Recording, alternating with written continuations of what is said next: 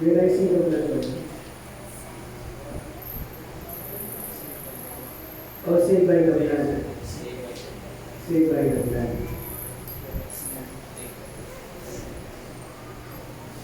I mean, when I see the blood,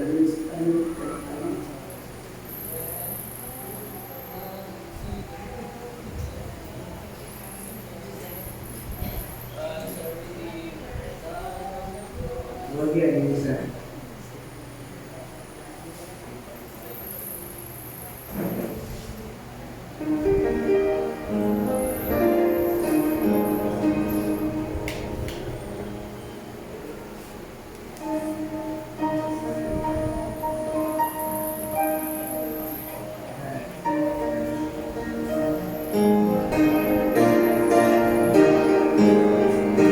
The first that's allowed. Saved by the blood of the crucified one, the ransom from sin and a new world begun. Sing praise to the Father and praise to the Son. Saved by the blood of the crucified one. Saved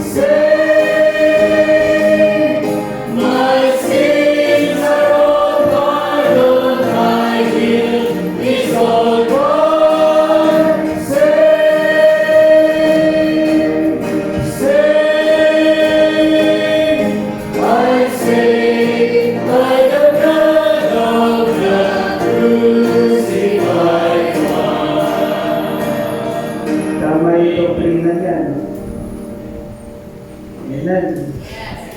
Okay, tawagin natin yung ating speaker. Lagi.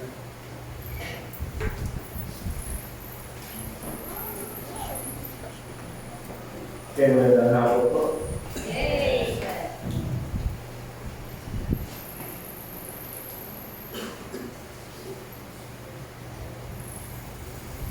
Dito po tayo sa, basahin lang muna po natin itong, doon pa rin po tayo sa stewardship. Basahin lang po natin itong Psalms 103.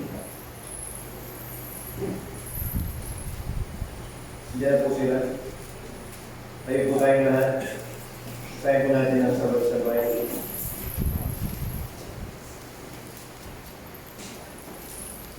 Psalms 103. Para ma-remind lang po tayo. Andiyan na po sila. Okay, basahin po natin ang sabay-sabay hanggang verse 1 to 5 lang po. Begin. Bless the Lord, O my soul, and all that is within me. Bless His holy name.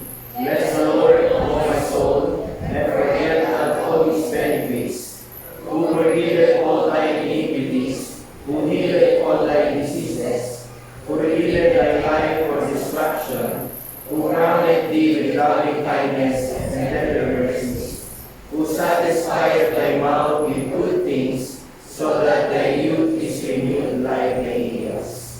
So po natin yung 1 Corinthians chapter 4 verse 1. Rather verse 2 po. Yan po sila. 1 Corinthians chapter 4 verse 2. Basahin po natin ang sabay-sabay beginning. Moreover, it is required in stewards that a man be found faithful. Tayo po'y manalangin. Panginoon, salamat po sa opportunity na ito at makapangaral sa inyong mga anak. Tunay nga, Panginoon, na sa buhay po namin na kung meron kang pinakamahalaga na pinagdalo po sa amin yung kaligtasan ng aming kaluluwa at bigit rin sa lahat, Panginoon, na aming Panginoon ay nakakilala at patuloy mo magamit sa inyong gawa. Salamat po sa pagbuti po sa amin, lalo na Panginoon na aming napakikusap at aming mga mahal sa buhay na wala pa sa inyo. Kaya sa Diyos, kaso po kayo ng kaligtasan. Tulungan niyo kami na maging maayos sa katiwala niyo sa lahat ng antas ng buhay po namin. At alam po namin, Panginoon, wala kayo, wala kami magagawa. Kung aming dalangin sa pangalan ng Jesus. Pero hindi po yun yung pag-aaralan natin, binasa lang po natin.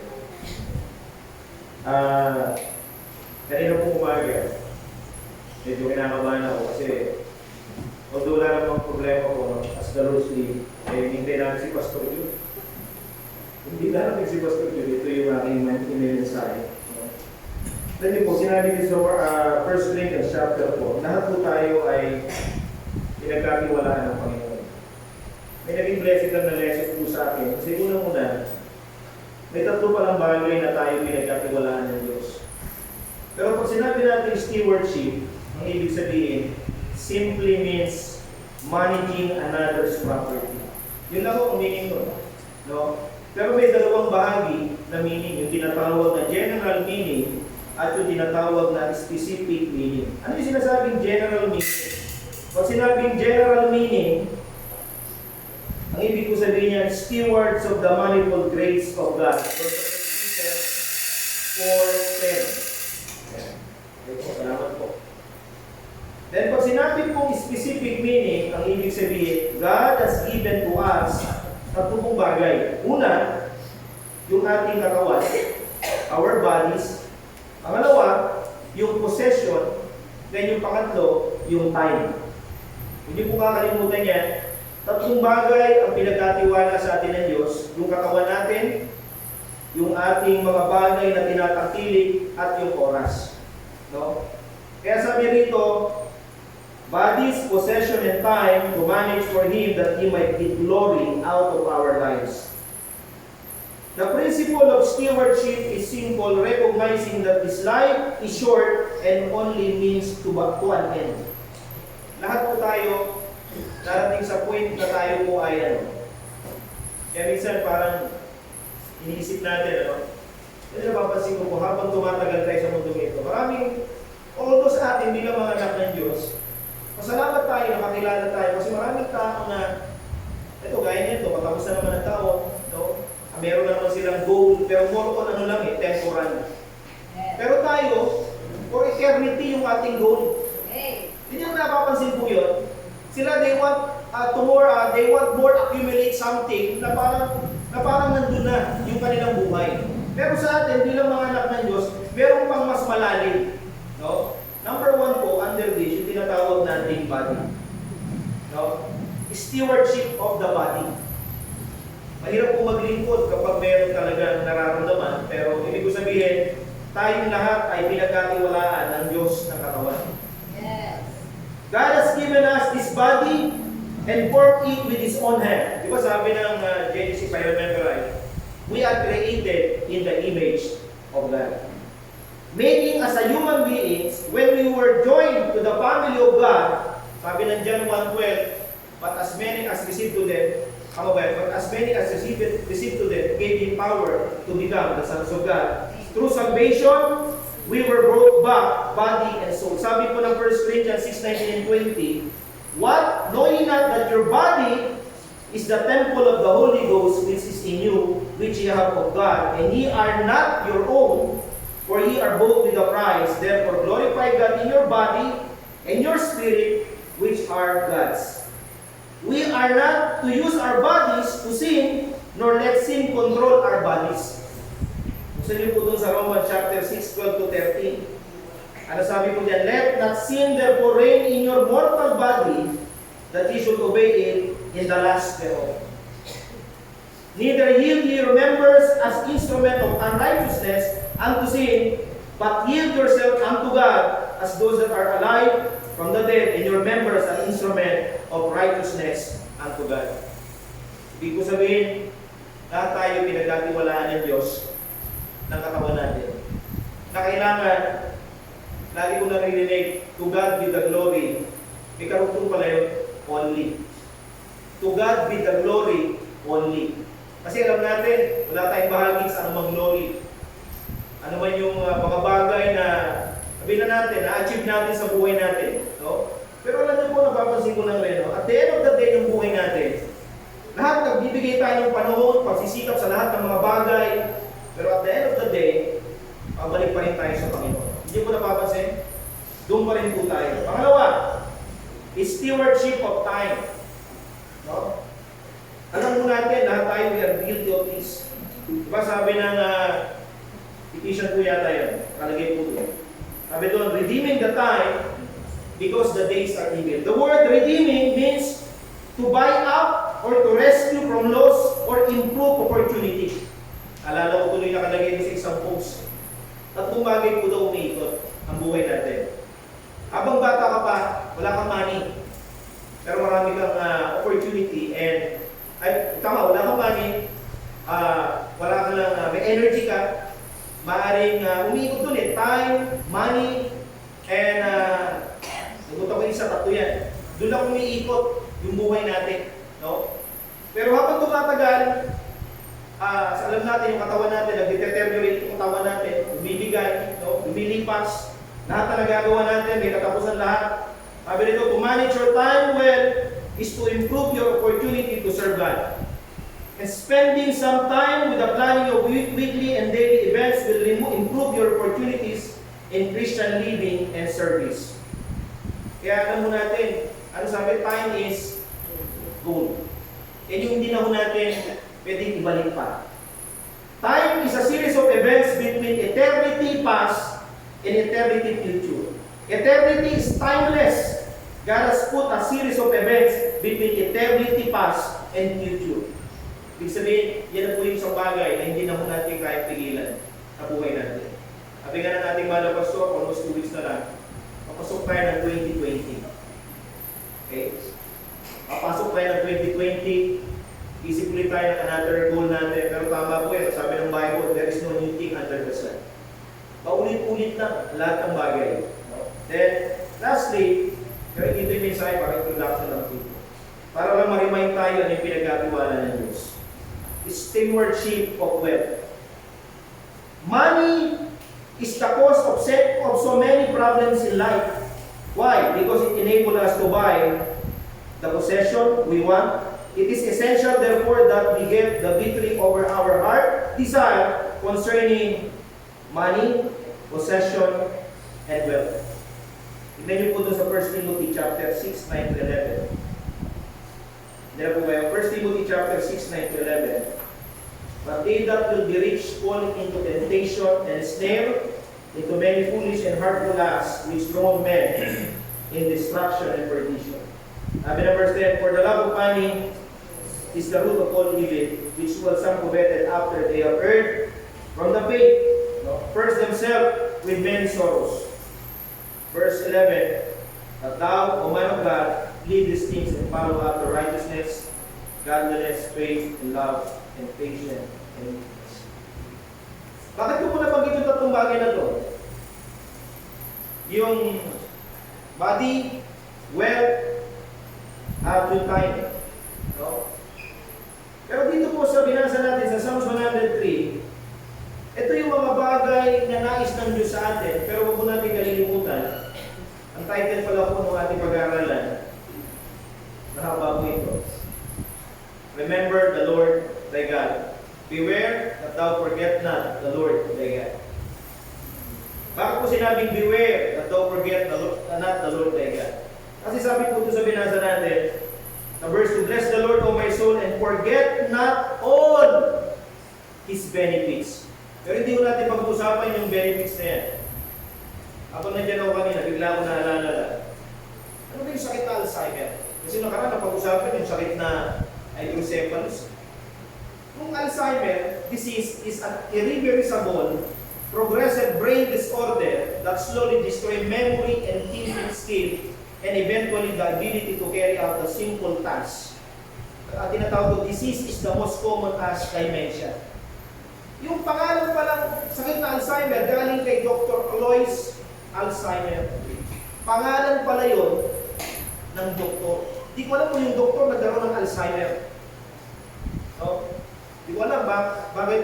Sino po ito dumarating yung time na habang tumatagal tayo, nagkakaroon na tayo ng Alzheimer. Ang mahirap po pag nagkaroon tayo ng spiritual Alzheimer. Bakit ko po nasabi? Ito na po yung mensahe. Punta na po tayo dito po. In Deuteronomy chapter 8. Yung pinag-aralan ko po itong book of Deuteronomy, mababasa nyo yata ang salitang remember dito. Between 12 to 14 times binanggit yung salitang remember. Alam niyo po, yung pinakaayaw sa lahat ng Diyos, yung kalimutan mo siya. Kasi dito pa ulit-ulit niyang sinasabi sa kanila to, pero hindi mo sila nakikinig. No? Yun yung nakakalungkot sa part po na ito eh. No? Sa buhay mo nila, alam natin, napabanggit na natin, Pastor, kung meron talagang isang bagay na napakaganda pag-aralan, marami tayong matututunan, yung buhay ng mga Israelita. Sabi po niya, number 1, nakikita niyo po dito sa Deuteronomy chapter 8, number 1, the provision of God. Sabi po niya dito, jump up na po kagad tayo sa verse 9, or rather 1 to 9 po ito. Bakit po sinabing provision of God? Kasi dito makikita po natin dito na ang Panginoon, ako alam po siguro lahat tayo sa taong ito, bago pumasok ang 2020, napakarami nating dapat ipagpasalamat sa Panginoon. Tama po ba? Hindi natin mabibilang yun. Sa buhay po natin. Sabi niya sa chapter 8, verse 1, tuloy-tuloy na lang po natin. Tapusin ko, matatapos ko po itong isang chapter na ito. All the commandments which I commanded this day shall be observed to do, that ye may live and multiply, and go in and possess the land which the Lord sware unto your fathers.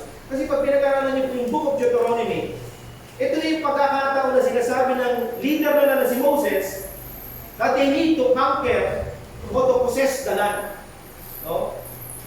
And thou shalt remember all the way which the Lord thy God lead thee these 40 years in the wilderness. Alam mo natin, araw-araw sa buhay po natin bilang anak ng Diyos, walang ibang nangangalaga sa atin, gumagabay sa atin, tumitingin sa atin, na alam natin, hindi natin alam kung anong pangyayari sa atin.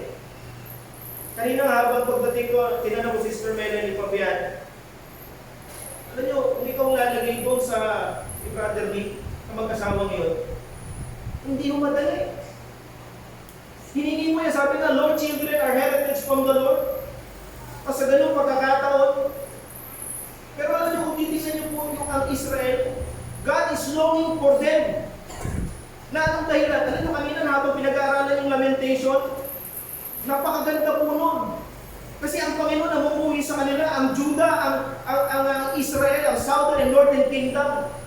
Pero napakaganda po nun kasi bakit? Lahat naman na nangyayari sa kanila dahil tinalikuran nila ang Panginoon. Isipin niyo to, no? Siguro lahat tayo na-experience natin tumalikod sa Panginoon. Pero tingnan natin ang Panginoon, napakabuti pa rin niya. Ibinabalik pa rin niya tayo. Kasi bilang anak niya. Dito sabi, 40 years in the wilderness. Anong purpose? Sabi kayo, sana po wala ng problema. Hindi mawawala yung problema natin. Kasi sa mga problema yan, doon natin makikita yung kamay ng Diyos sa buhay natin. There's nothing wrong na magkaroon ka ng kamay, mababasa natin eh. Pero alam niyo po, nalulungkot ang Panginoon sa kanila. He provide everything sa kanila. Pero nakakalungkot yung ginawa nila sa Panginoon. Sabi niya, ang purpose niya, to humble thee and to prove thee, to know what was in thy heart, whether thou wouldest keep His commandments or no. Kahit gawin mo, hindi mo gawin yan. Alam ng Diyos, yung ating motibo, yung ating puso, sa ating paglilingkod. Sabi niya, and He humbled thee, and suffered thee to hunger, and feed thee with manna which thou knewest not, neither did thy fathers knew. That He might make known that man doth not live by bread only, but by every word that proceeded out of the mouth of the Lord, that man live. Ako kanina umaga, natutuwa ako kasi may nagsabi niya eh. Tapos niya na yung Bible. Wow! Di ba? Di konti pa, makahabol pa tayo. No? Pero sabi ng Bible, alam natin, na kinote ito sa, I think, Matthew chapter 4 eh, man shall not live by bread alone. Hindi tayo mabubuhay nang wala ang salita ng Diyos. Kaya sabi that, thy raiment, o tumamaya pa ito sa ano pa lang ito. Pero dito, makikita po natin dito na ang Panginoon, yung provision sa kanila. Isipin niyo po, sabi rito, thy raiment was not old upon thee, neither they put well these 40 years. Siguro wala tayong problema, no? Yung panyapak natin, ano ba yung masasabi rito? Yung damit natin, di na siguro kailangan ng washing machine. Isipin niyo po yan, di ba? Lahat, hindi lumuma. Naalala ko ito, may pastor, no? Na yung pantalon niya dati, o ano pa, hanggat walang dumarating na pagpapala, hindi napapalitan. Alam niyo, kung kailan nandun na talaga yung blessing, alam niyo, sa totoo kung minsan, pag nandun na yung blessing, yun ang pagkakataon na tayo makalimot sa Panginoon. Pero dapat walang magbabago, may pagpapala o wala, may pagpapala o wala. Yun yung pasok may answer prayer mo, dalawa eh. Kasi nasabi niyo po lagi na Lord, paalalahanan niyo po, ang hirap pala manalangin lagi ng gano'n. Kaya humingi ako ng tawad sa Panginoon, Lord, sana hindi na po, ayoko na po na manalangin ng gano'n. Pero alam niyo po ba yung paraan ng Panginoon para maalala natin siya? Kasi lahat po tayo nagkakaroon ng Alzheimer. Kasi may mga pagkakataon nagtukot ng attention natin sa buhay natin. Sila po rito makikita natin na yung provision ng Panginoon sa kanila sa verse 4, thy raiment was not old upon thee, neither thy clothes well these 40 years. Sino po rito? Sobra-sobra na yung mga bagay na nasa bahay natin. Lahat ba ng damit ay susuot natin? Lahat ba ay susuot natin? Lahat ba naman nakalagay sa, ano tawag na yung, ano yun? Hindi, maliban pa sa closet, yung lagay ng mga plato, ang tawag nun. Yun na yun, stante. Buti pa yung alikabok ng higinabang. Di ba? Talagang tatawa ko sa mga senior citizen ko kasi nung nakaraan. Nagkaroon kami rin ng end fellowship doon. Grabe, ibang klase po talaga sila. Nakikita mo talaga yung mga karamihan kasi din walang asawa eh. Yan yung meron po kami nung si Nanay Ruby, running for 95. Sabi ko na yung mga 2 linggo po kayo hindi nakasama. Pero nandun po siya nung last. Kasi balik na namin by February. Isipin niyo po, 90 plus. Pwede po sabi niya para daw umaba po kayo. Simple lang pala talaga. Mahalin mo, honor thy father and thy mother. Hindi mo nababago ba ito? Ibig sabihin si Nanay Ruby, gano'n niya kamahal yung mga magulang niya. Gusto mo busy buhay mo, magrebelde ka. Napakadali lang. Kasi biblical eh. Yun ang way ng Panginoon. Kaya sabi niya, thou shalt also consider in thine heart that a man chasteneth, o Biblical, no? Thou shalt also consider in thine heart that as a man chasteneth his son, so the Lord thy God chasteneth thee. Normal po, pag dumadanas tayo ng chastisement sa buhay natin. Kapag hindi ka doon nakakaranas ng chastisement, anong ibig sabihin? Hindi ka niya anak, starbo ka. Sabi niya, therefore thou shalt keep the commandment of the Lord thy God to walk in His way and to fear Him. Verse 7, for the Lord thy God bring thee into a good land, a land of brooks of water, mountains of depths, spring out of valleys and hills, a land of wheat and a valley of vines and the fig trees and pomegranates, a land of oil, olive, and honey.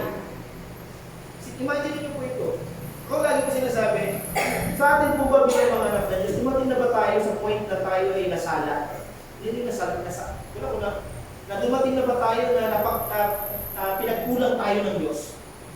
Narasan po ba yun? Na wala ka na talaga makain? Hindi ako naniniwala eh. Ang Panginoon, pag anak niya, ipuprovide pa rin niya kahit na minsan hindi tayo maayos sa Kanya eh. Ipagkakalog niya pa rin yung mga pangangailangan natin.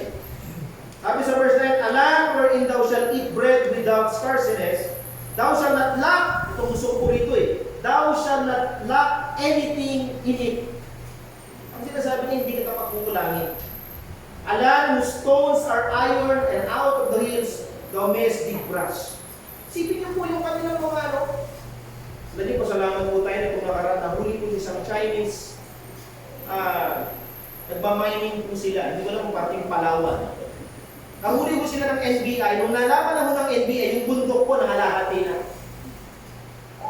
Sipin niyo po yun. Kaya parang nakakapanglumo, no? Sarili mong bansa, iba nagmamining. Nagbininang dito. Iba yung nakikinabang. Buti na lang, di tayo taga rito. Tagalangin tayo. Tama po ba? Ano hanapin mo pa kung langit na nasa iyo? Pangalawa po, medyo jump lang po tayo kasi dito nakita ko rito medyo may pagkahalo-halo. Pangalawa po, nandun yung medyo positive, yung provision ng Diyos. Pero dito mabigat. Yung verse 10, the pride of the people. Bakit po pride of the people? Ito po nakakalungkot. Alam niyo po ba kung mayroong isang pinakakasalanan ng Israel? Ano po yun? Lahat naman tayo guilty dyan. Ano po yun? Gluttony. When thou hast eaten and art full, then thou shalt bless the Lord thy God for the good land which He hath given thee. Notice in verse 11, ano sabi niya? Beware that thou forget not the Lord thy God, in not keeping His commandments and judgments and His statutes which I commanded thee. Kahapon po nandun kami sa Indarawan. Siguro kung may higaan na po doon, nakatulog natin. Kasi grabe yung pagkain namin doon. Eh habang yung hangin pa naman nakikisama, tapos umiinom pa kami ng buko. May umakyat ng buko para unggoy, napakabilis. Tapos umiinom kami ng sabaw ng buko, na-enjoy namin eh. Mas mamaya, nung umiinit na yung hangin, nandun ako sa upo, bibira akong gano'n. Parang ang sarap matulog. Hindi napapansin pag busog na busog tayo. Parang gusto natin mag-siesta. Eh, kahapon. No? Pero alam niyo po, napakabuti ng Panginoon. Yan yung mga bata man yung pinag-ministeryo natin, basta tatandaan po natin, basta may kaluluwa. Blessing po yan. Pero ang tendency po dito, sila po ay dumating sa point na, tingnan niyo po yung verse, tingnan niyo po rito, ayan, sa verse 12. Lest when thou hast eaten and art full and hast built goodly houses, and dwelt therein, when thy herds and thy flocks multiply, and thy silver and thy gold is multiplied, and all that thou hast multiplied. Notice verse 14, anong nangyari po? Then thine heart be lifted up, and thou forget the Lord thy God, which brought thee forth out of the land of Egypt, from the house of bondage. The pride of the people. Alam niyo po, wala akong masama kung ano may goal ka sa buhay mo, marating mo to, magkanagalan ka nito, lahat yan, wala akong masama dyan. Pero ang nakakalungkot lang, pag yan pinagkaloob ng Diyos sa atin, anong tendency? Nakakalimutan natin ang Panginoon. Tama po ba? Kasi akala mo, ikaw may gawa, lakas mo to, karunungan mo to, kakayanan mo to, na na parang ang Diyos ay walang kinalaman sa lahat ng bagay na nangyayari sa buhay natin. Pero alam niyo, gusto ko na sa panahon dali niya magpaalala sa maraming paraan. Pasalamat natin na papalalanan pa tayo ng Panginoon eh. Paano na kung yung mga nangangarap dito sa pulpitong ito, hindi na pinapangaral yung katotohanan na salita ng Diyos? Katotoo na mo kanina, nabibitin ako sa preaching ng umaga kasi yung Lamentation, napakatindi mo. Pati nung Jeremiah, napaka-negative na libro. Bakit? Kasi maraming pagkakataon sa buhay na nila, kinalimutan nila ang Panginoon. May pamamaraan lagi ang Panginoon para tayo kanyang palalahanan. Pero notice in verse 15 and 16, pangatlo, the protection of God. 15 and 16. Sabi mo niya rito, kahit sa kabila ng gano'n ang nangyari, sabi niya, who lead thee through the great and terrible wilderness, where they were very serpents, scorpions, drought, where there were no water, no broad, deep water out of the rock of the flint, who feed thee in the wilderness with manna which thy father knew not, that he might humble thee, that he might prove thee, to do thee good at thy latter end. Yung protection ng Panginoon. Is okay lang ba? Kanina si Sister Aileen mo nagsabi sa akin, tinangga mo sila ng tricycle. Tricycle ba o isang motor? Isang motor? Kalahin nakasakay sila, biglang yung walang nakamotor ay lasing. Pero alam niyo yung protection ng Panginoon? Ano sis, parang tumalbog lang ba? Kalahin mo yun, ang lakas ng motor lasing tapos sila tumama sa kanila. Hindi mo ba mapapasalamatan ng Panginoon sa ganung pagkakataon? Yung protection niya, pag anak ka niya, walang ibang pwede magprotekta sa atin hindi ang Diyos. Yes.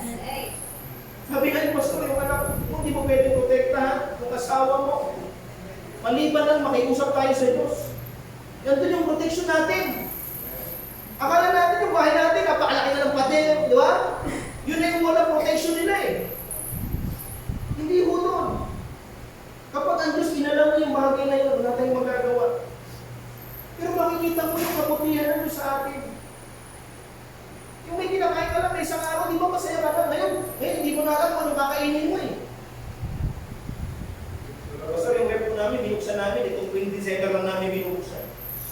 Pag naubos na naman, tanggalin na natin ulit, baka na naman tumas yung kuryente. Di ba? Kasi wala naman kami nalagay eh. Pag may nilagay kami, punta ka, may nagbigay lang ha, unang-una.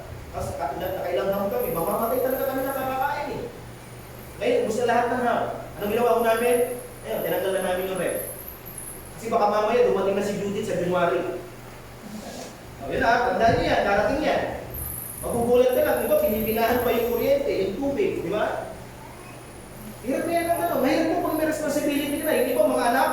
Wala na. Diba? Ako nagpapaalala rin po ako rito. Ako naniniwala po, hindi na po worker ang may problema doon sa pagpapay ng kuryente. Tama po ba? Lahat po tayo, be responsible. Lahat naman umiikot ngayon, lahat umiikot rin ang metro eh. Iba, kahit na nakita ng umatay electric pa, okay lang. Sige lang, kaya kaya. Ikatiwala tayo ng Panginoon eh. Dapat pakita po natin yun. Kaya dito sila yung protection ng Panginoon sa kanila. Ang dami pwede mangyari sa kanila, pero iningatan sila ng Panginoon. Then, Panginoon na po ba? O pang-apat, 17-18. Ito po sana yung huwag natin gagawin sa verse 17. Medyo negative po itong 17. Kasi sabi niya rito, and thou say in thy heart, pag pinasa niyo po sa Tagalog ito, matindi po. My power and the might of my hand have gotten me this wealth. Sigurado ka? Ikaw ang may gawa kung bakit nagkaroon ka ng ganyan. And thou shalt say in thy heart, my power and thy might, my hand have gotten me this wealth. Tingnan niyo po yung verse 18. Tingnan niyo po, pag binasa niyo po yung book of Deuteronomy, lagi niyo mababasa yung salitang remember. But thou shalt remember the Lord thy God. Ano sabi po? For it is He that giveth thee power to get wealth, that He may establish His covenant, we swear unto thy Father that it is this day. For it is He. Ang Diyos po lahat. Nagkakaloob po ng lahat ng ating yan. Ano man yung mga nasa atin ngayon. Sabi nga ng Bible, we broke nothing in this world. We broke nothing out. O, we carry nothing out. Kaya, huwag po natin kalilimutan, hindi tayo may gawa, kundi ang Panginoon. Lakas ka ngayon, hindi ko lang bukas. Nag-i-enjoy ka ngayon, hindi ko lang alam bukas. Alam niyo, Panginoon, pag meron ng mas mahalaga sa Kanya, kukunin niya yun. Pag yun na nagpapaikot sa buhay mo, gagawa siya ng paraan para paalalahanan ka niya. Alam niyo, pag binabasa niyo itong Deuteronomy, nakakaiyak talaga po siya. Nakikiusap ang Panginoon sa kanila, huwag niyo akong kalimutan.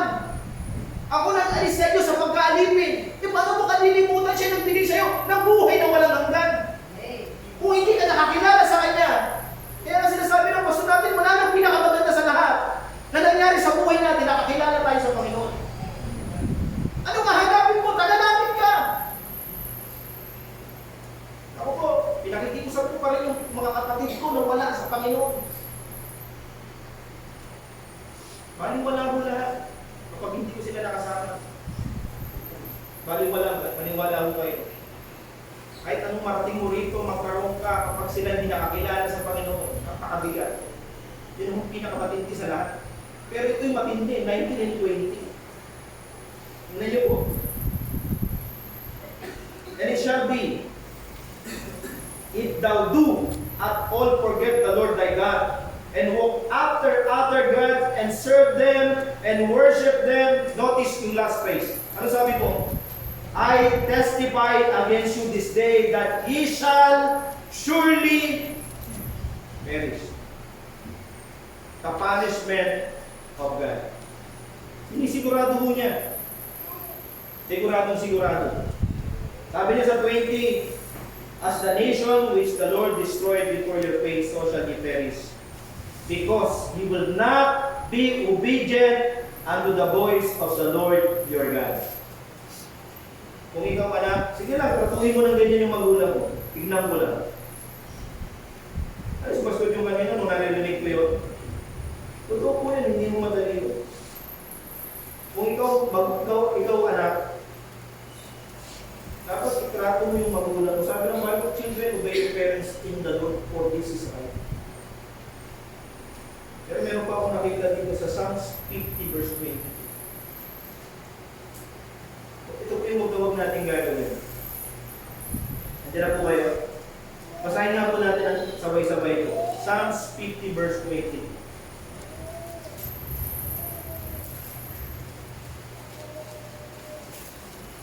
Naging blessing lang po ito sa akin.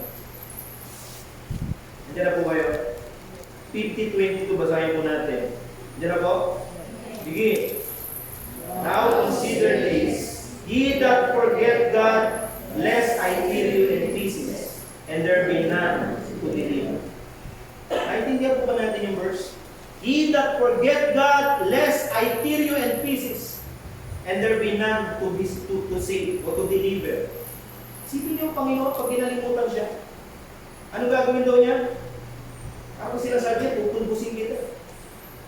I will tear you in pieces. Yun po yung nakakalungkot dito. Kasi sila po dito, na ang tendency ng buhay nila, paulit-ulit. Alam niyo, sarap lagi na tayo napapaalalahanan.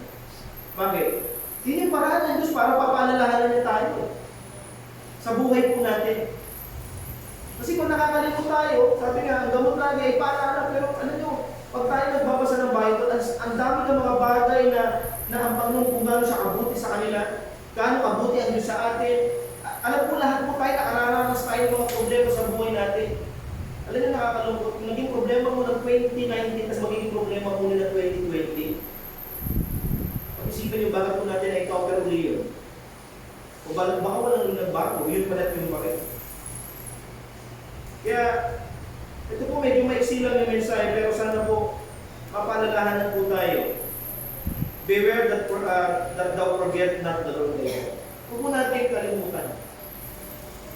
Yan ang pinakamahirap sa lahat. Yung iba naalala mo, pero ang Panginoon di natin naalala. Pero maniwala ko kayo, kahit anong pagsikap natin sa mundo ito, lahat po yan iiwanan natin. Kasi sinasabi, di masarap ang magsikap, pagkaroon ka ng ganito. Sabi nga niya doon sa Deuteronomy, tingnan niyo po, may naalala lang ako, balikan lang natin. Last na lang po ito. Deuteronomy chapter 6, bago yung chapter 8, ibinanggit ang Panginoon na naman dun sa kanila eh. 11 and 12, tingnan niyo po. Ayun, paulit-ulit yung binabasa. Ewan ko bakit, lagi niya doon sinasabi lagi sa kanila. Deuteronomy 6:11, and houses full of all good things, which thou fillest not.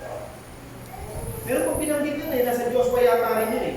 And wells deep, which thou diggest not, vineyard and olive trees, which thou plantest not. And when thou hast eaten and be full, verse 12, then beware, lest thou forget the Lord, which brought thee forth out of the land of Egypt from the house of bondage. Meron pa mo dyan isa pa eh, parang nabanggit rin ko sa Joshua chapter 24, 20 and 21. O, tingnan niyo po yung verse 20. If ye abandon the Lord, the word forsake there means abandon, and serve strange gods, then He will turn and do you hurt and consume you after that He had done you good. Pero sabi ni Joshua doon sa verse 21, o sinabi ng mga tao kay Joshua, and the people said unto Joshua, nay. Ano sabi nila? But we will serve the Lord. Kahit sabihin na natin, ikaw naghirap dyan, ikaw nagtayo niyan, hindi ikaw eh. Huwag mo natin kalilimutan. For it is He that giveth power to get power. For it is He that giveth power to get wealth. Ang Diyos pa rin na nagkakaloob ng lahat ng bagay. Yung provision ng Diyos sa buhay natin araw-araw, may marating man tayo sa buhay natin, huwag tayo magmata sa Kanya. Yung pag-iingat ng Diyos araw-araw, yung kapangyarihan niya sa atin. Pero kapag pumalimot tayo sa Kanya, sabi ng binasa natin doon sa Psalms 50:22, need not forget God, lest I kill you in pieces. Yun muna ang huwag natin gagawin. Hindi ko po sinabi yan, kundi sinabi ng Bible. Kasi yun ang mabigat po. Ito mabigat po, ito sinasabi sa Book of Psalms. Ano yung pinakamasakit sa Panginoon? Nung time na ipapago na siya, yun ang mabigat. Italikuran siya na dapat makakasama niya. Yun yung po Panginoon, no? Pero sa kabila na yun, napakabigat po sa Panginoon yung ganung pagkakataon. Kaya sa atin po, alam po lahat tayo may mga pagpapala tayo materially itong buwan na to. Pero mga ilang panahon lang, wala na po yan. Ako naniniwala po, hindi naman talaga nagpapasaya sa atin. Tama po ba? Kasi kung yan na nagpapasaya sa iyo, ewan mo lang. Kung taga rito ka, wala akong masama na may matanggap ka kung ano man yan. Pero hindi pa rin mo yan magpapasaya. Observahan mo nyo yan. Ako di po ako masaya na nangyayari kay Nick ko. Tagal ko na siya kasama pero tagal ko na rin hindi siya nakikita. Nakilala ko yan si Nick sa isang Bible study.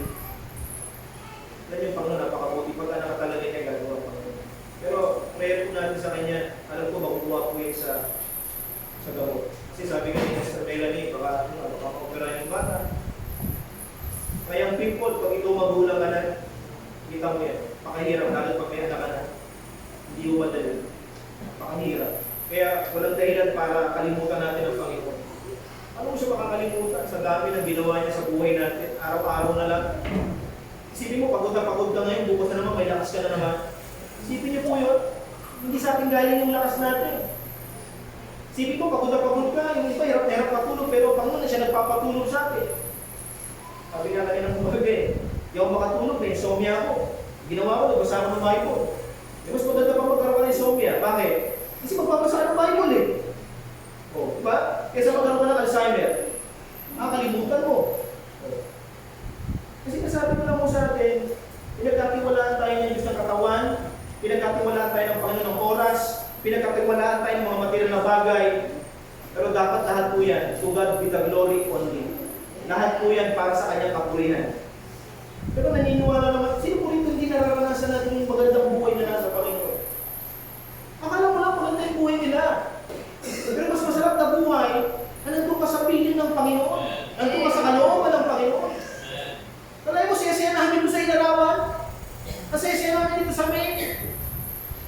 lagi mong sobrang chicken. Malain mo yan. Di ba di mo ma-enjoy yun? O ang daming sumobra, may pansit pa. Anong hinahanap mong fellowship? Anong hahanapin mo pa? Akala mo masaya ka? Na pumupunta ka kung saan-saan? Walang masama kung saan ka pumunta. Pero siguraduhin mo na lagi sinasabi niyo, Pastor, kasama mo ang Diyos. Pag hindi mo siya kasama, yun ang nakakatakot eh. Ako nga ilang beses na ako nagpapalang kay Pastor eh. Pero pinag-pray ko lang. Kasi inaano ko yung kaloob ko na baka mamaya, dala lang ito pa isa pa window. Alam niyo, narinig ko lang po ito. Pag daw yung mataas ang level ng emotion natin, huwag tayo mag-decision. Ano sa kaling narinig ko? Master your emotions. Yun dapat eh. Pag mayroong isang bagay na parang masaya ka, ito malungkot ka, mag-desisyon ka, dapat nandun ka lang sa ano talaga ng Panginoon eh. Kaya dapat lagi na may panahon tayo sa salita ng Panginoon. Huwag po natin kalimutan ng Panginoon. Huwag po natin kalimutan. Lahat po tayo naranasan natin yan. Pero nawa magkaroon tayo ng goal this coming 2020. Masarap kaya ng salubungin yung panibagong taon ng panalangin kapag sa salita ng Diyos. Pero January, no? Kasi may panahon pa, konti pa, isang buwan pa. Kasi 3 months, sabi niyo, nakahabol pa ho kami. Yung mga nagpapatuloy na, kaya pa ho, di ba? Magagawa pa ng paraan, no? Kung yung mga temporal na bagay, nagagawa mo ng paraan, yung kayo pagbabasa mo ng Bible. Di ba? Paksa lang, sige lang, huwag ka sumuko. No? Maganda kayang pasahin, bakit kami magpaparay? Kompleto na rito, may drama, nandito na lang, kompleto na. Kapag binabasa ko, no? Pero kailangan naman natin magpatuloy sa Panginoon. Isa pa narinig ko, sabi doon sa Galatians chapter 6 verse 9, and let us not be weary and well-doing, for in due season we shall reap if we faint not. Wala namang magpapasaya sa atin kundi ang Panginoon lang, maniwala ko. Bless the Lord, O my soul, and forget not all His benefits. Ganda gabi ko sa bawat isa. Amen. Amen.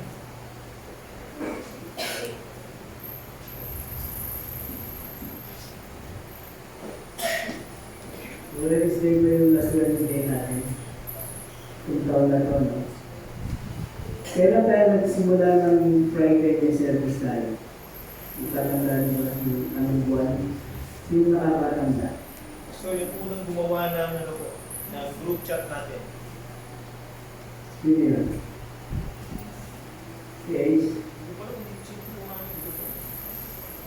Hindi ko matanda kung kailan tayo nag-start eh, pero maganda i-start natin. So meron tayo pag-anda na discovering Wednesday Friday. Ianda natin mga sarili natin sa Friday, lalo yung ating mga prayer warrior natin. Yung day ang mamimigay ng devotion bread natin. Walaan niya pa ba? Okay, kasi ayan sa inyo. Maganda kayong dalawa. So, maganda naman kasi baka nawala na naman. Kasi dalawa yung sinabihan ko.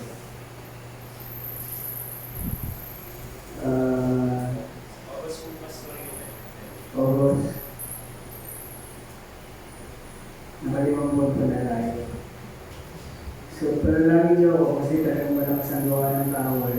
Ang aking paghahanda ay medyo sumusumbong pa ito dito kayo sa pag-iintuan.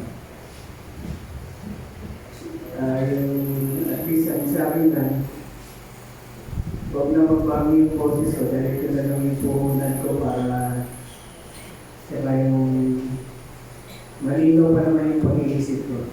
Wala pa naman akong mga sign. Pero iba yung party, so mas masama sa assignment yun. Pag sinagarahan. Pero okay naman ako pagka yung nakainom ako muna. So panalangin po natin this coming Wednesday. Sana magkasama-sama tayo sa uling Wednesday. At yung pong Friday, sinagawin natin yung bagong taon. And then Sunday, last Sunday natin, magkasama-sama po tayo sa Panginoon. Pero bago yun, sunod-sunod pa na yan, pati yung Saturday. Ang hirap nun ah. Sa anniversary, bagay, hindi mo na yung speaker eh. nakanta yung choir doon. At makikinig po kayo po sa Reddington. So, manalangin po natin.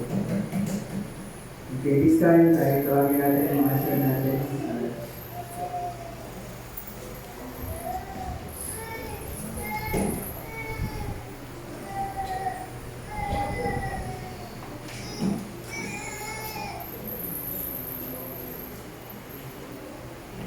Hindi natin yung episode sa paglalawin.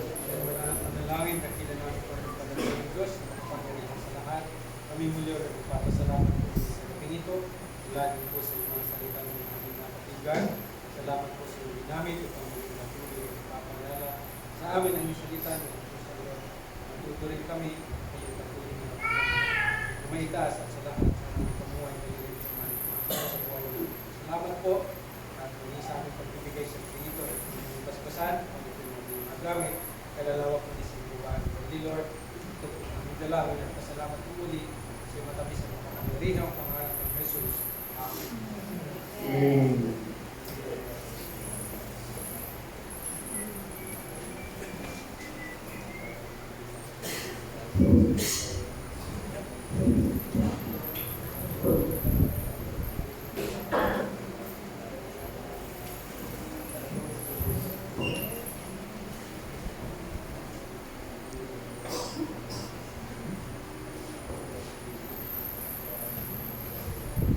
I hear the Savior say, thy strength in thee alone shall the weakness watch and pray, finding me thine only home. Jesus paid it all to thee my own. Sin hath left the crimson stain, he washed it white as snow. Lord, now in thee I find thy pardon, thine alone, and change the leper's spots, and melt the hardest stone. Jesus paid all to him I owe. Sin hath left the crimson stain, he washed it white as snow.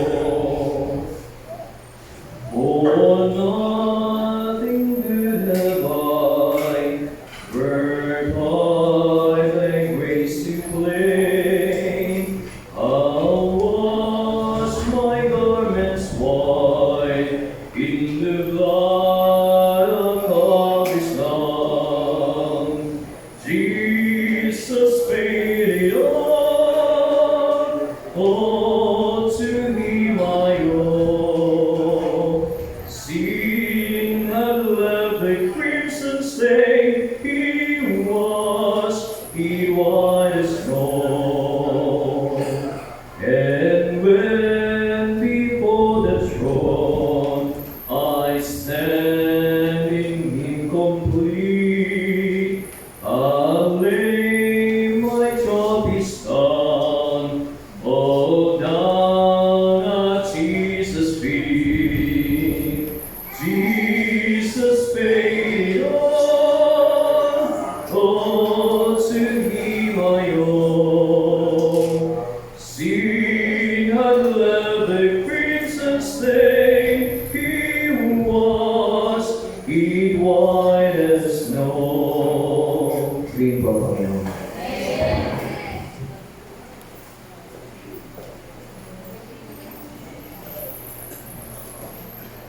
So yung adult po may meeting, wala. Kayo nagpigil. Yung mga leader, at mga may meeting ba kayo? Next week na lang. Wala pang ano ngayon, doon na babae po sa o walang groups ba? Mga mag-meeting na kayo sandali. Pag-usapan ninyo yung dapat pag-usapan niyo sa taong darating. Then, tapos ito ay yung people. At always, pakibili mo ako